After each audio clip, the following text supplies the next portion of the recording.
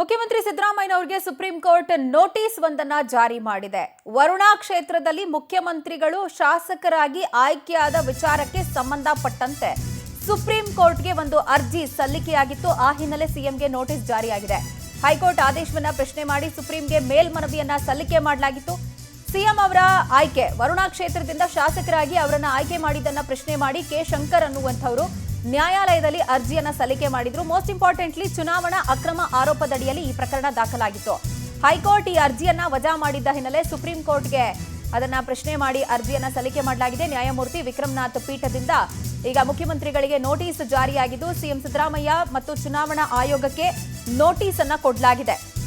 Most importantly Congress ಚುನಾವಣಾ ಪ್ರಣಾಳಿಕೆ ಹಾಗೆ ಗ್ಯಾರಂಟಿ ಕಾರ್ಡ್ಗಳನ್ನ ಇವರೆಲ್ಲ ಮ್ಯಾನಿಫೆಸ್ಟೋದಲ್ಲಿ ಕೊಟ್ಟಿದ್ರಲ್ಲ, ಈ 5 ಗ್ಯಾರಂಟಿಗಳು ಇದೆಲ್ಲ ಲಂಚ ನೀಡುವಂತಹ ಮೂಲಕ ಜನರನ್ನ ಆಕರ್ಷಿಸುವಂತಹ ಪ್ರಯತ್ನ, ಭ್ರಷ್ಟಾಚಾರದ ಭಾಗ ಅನ್ನುವಂತ ಕಾರಣಕ್ಕೆ ವರುಣಾ ವಿಧಾನಸಭಾ ಕ್ಷೇತ್ರದಿಂದ ಮುಖ್ಯಮಂತ್ರಿಯವರ ಆಯ್ಕೆಯನ್ನ ಪ್ರಶ್ನೆ ಮಾಡಿ ಹೈಕೋರ್ಟ್ ಅಲ್ಲಿ ಒಂದು ಅರ್ಜಿಯನ್ನ ಸಲ್ಲಿಕೆ ಮಾಡಲಾಗಿತ್ತು.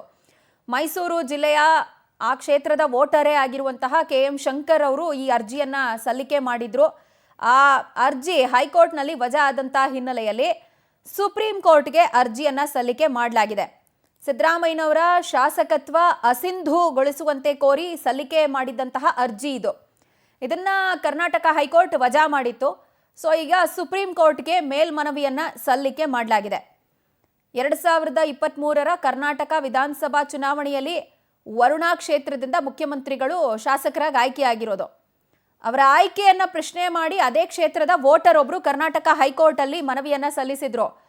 ಇದೆಲ್ಲ ಜನಕ್ಕೆ ಕೊಡುವಂತ ಆಮಿಷ. ಇವರು ಈ ಗ್ಯಾರಂಟಿ ಯೋಜನೆಗಳೆಲ್ಲ ಅದ್ರ ಮೂಲಕ ಇವರೇನ್ ಗೆದ್ದಿದ್ದಾರೆ, ಅಧಿಕಾರಕ್ಕೆ ಬಂದಿದ್ದಾರೆ, ಇದೆಲ್ಲ ಜನರಿಗೆ ಕೊಡುವಂತಹ ಲಂಚ ಅಂತ ಹೇಳಿ ಉಲ್ಲೇಖ ಮಾಡಲಾಗಿತ್ತು ಆ ಅರ್ಜಿಯಲ್ಲಿ.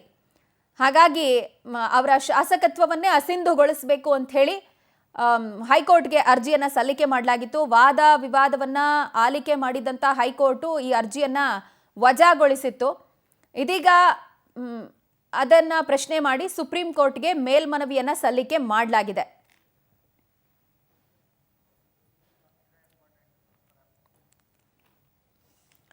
ಮುಖ್ಯಮಂತ್ರಿ ಸಿದ್ದರಾಮಯ್ಯನವರು 2023ರ ಕರ್ನಾಟಕ ವಿಧಾನಸಭಾ ಚುನಾವಣೆಯಲ್ಲಿ ವರುಣಾ ಕ್ಷೇತ್ರದಿಂದ ಶಾಸಕರಾಗಿ ಆಯ್ಕೆಯಾಗಿದ್ದಾರೆ.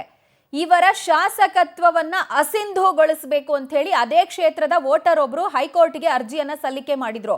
ಯಾಕೆ ಅಂತ ಕೇಳಿದ್ರೆ, ಈ ಗ್ಯಾರಂಟಿ ಯೋಜನೆಗಳನ್ನೇನು ಕೊಟ್ಟಿದ್ದಾರಲ್ಲ ಈಗ, ಇದೆಲ್ಲವೂ ಕೂಡ ಜನರನ್ನ ಸೆಳೆಯುವಂತ ಪ್ರಯತ್ನ, ಲಂಚ ಕೊಡುವಂತಹ ರೀತಿ, ಭ್ರಷ್ಟಾಚಾರ ಇದು ಅಂತ ಹೇಳಿ ಅದಕ್ಕೆ ಕಾರಣೀಭೂತರಾದಂಥವ್ರು ಈಗ ಅದರಿಂದ ಫೆಸಿಲಿಟಿ ತಗೊಂಡು ಮುಖ್ಯಮಂತ್ರಿ ಸ್ಥಾನವನ್ನ ಅಲಂಕರಿಸಿರುವವರ ಶಾಸಕತ್ವ ಅಸಿಂಧುಗೊಳಿಸಬೇಕು ಅಂತ ಹೇಳಿ ಅರ್ಜಿ ಸಲ್ಲಿಕೆ ಆಗಿತ್ತು. ಈ ಬಗ್ಗೆ ಡೀಟೇಲ್ಸ್ ಕೊಡೋದಕ್ಕೆ ನಮ್ಮ ನವದೆಹಲಿ ಪ್ರತಿನಿಧಿ ಸಂತೋಷ್ ನಮ್ಮೊಂದಿಗೆ ಫೋನ್ ಸಂಪರ್ಕಕ್ಕೆ ಸಿಗ್ತಾ ಇದ್ದಾರೆ.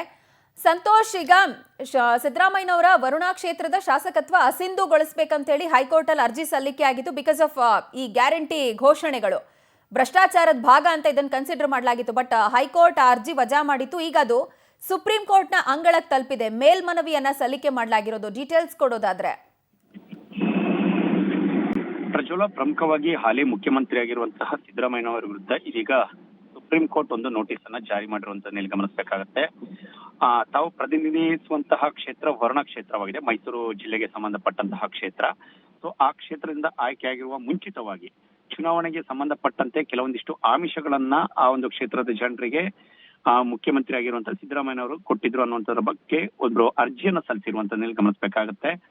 ಕೆ ಶಂಕರ್ ಎಂಬುವರಿಂದ ಸುಪ್ರೀಂ ಕೋರ್ಟ್ಗೆ ಅರ್ಜಿ ಸಲ್ಲಿಕೆ ಆಗಿತ್ತು. ಆದ್ರೆ ಅದಕ್ಕೂ ಮುಂಚಿತವಾಗಿ ಹೈಕೋರ್ಟ್ ನಲ್ಲಿ ಅವರ ಈ ಒಂದು ಅರ್ಜಿ ಎಲ್ಲವೂ ಕೂಡ ವಜವಾಗಿತ್ತು. ಜೊತೆಗೆ ಸಿದ್ದರಾಮಯ್ಯನವರ ಪರವಾದಂತಹ ಆದೇಶ ಬಂದಿತ್ತು. ಆ ಒಂದು ಆದೇಶವನ್ನ ಪ್ರಶ್ನಿಸಿ ಸುಪ್ರೀಂ ಕೋರ್ಟ್ಗೆ ಮೇಲ್ಮನವಿಯನ್ನು ಸಲ್ಲಿಸಿದಂತಹ ಶಂಕರ್ ಇವತ್ತು ಅವರ ವಿಚಾರಣೆ ಕೂಡ ಇತ್ತು. ಈ ಒಂದು ಅರ್ಜಿಗೆ ಸಂಬಂಧಪಟ್ಟಂತೆ ನ್ಯಾಯಮೂರ್ತಿ ವಿಕ್ರಮನಾಥ್ ಪೀಠದಿಂದ ವಿಚಾರಣೆ ನಡೆಸಿದಂತಹ ನ್ಯಾಯಮೂರ್ತಿಗಳು ಇವತ್ತು ಸಿದ್ದರಾಮಯ್ಯನವರಿಗೆ ನೋಟಿಸ್ ಅನ್ನ ಕೊಟ್ಟಿರುವಂತದ್ದು. ಯಾವ ಒಂದು ಆಧಾರದ ಮೇಲೆ ತಾವು ಈ ರೀತಿಯ ಭಾಷಣಗಳನ್ನ ಮಾಡಿದ್ರು ಅಥವಾ ಜೊತೆಗೆ ಆಮಿಷಗಳನ್ನ ಕೊಟ್ಟಿದ್ದೀರೋ ಇಲ್ವೋ ಅದಕ್ಕೆ ಸಂಬಂಧಪಟ್ಟಂತ ಒಂದು ಉತ್ತರವನ್ನ ಕೊಡಬೇಕು ಅನ್ನೋದ್ರ ಬಗ್ಗೆ ಕೂಡ ಈಗಾಗಲೇ ಸೂಚನೆಯನ್ನು ಕೊಟ್ಟು ನೋಟಿಸ್ ಅನ್ನು ಕೊಡೋದಕ್ಕೆ ಸುಪ್ರೀಂ ಕೋರ್ಟ್ ಇದೀಗ ಮುಂದಾಗಿದೆ.